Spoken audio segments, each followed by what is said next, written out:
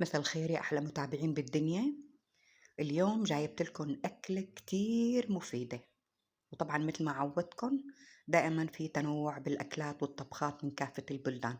هاي الأكلة بكل بلد بيطبخوها، وهي الأكلة بالذات سنة عن النبي عليه الصلاة والسلام، وهو أمرنا أنه ناكلها ولو سنة ولو مرة بالسنة. الأكل اليوم رح نعملها باللبن.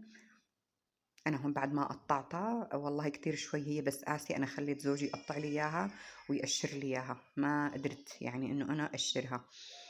بعد ما بدي أقشرها هيك شايفين وشيل منها الشوائب، بدي أقطعها مربعات.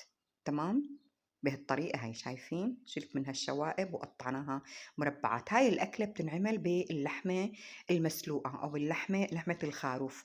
هلأ كمان حنقطع هون معنا اللحمة مربعات، شايفين بهالطريقة هي. واللحمة بدي أسلقها سلق عادي، ما بحط مع المرقة شي غير إنه شوية بصل وشوية مطيبات وبس.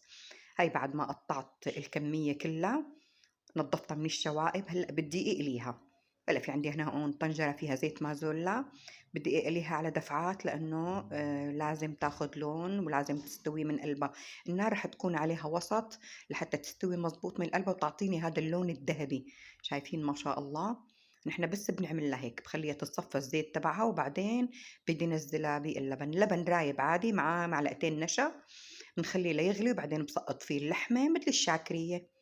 وصحتين وعافية على قلبكم. هاي الأكلة كتير طيبة ورح تدعوا لي عليها. وإذا هالوصفات حبيتيها فوتي على صفحتي وتابعيها، أنا مطبخ دلال، كل شي حتلاقي فيها.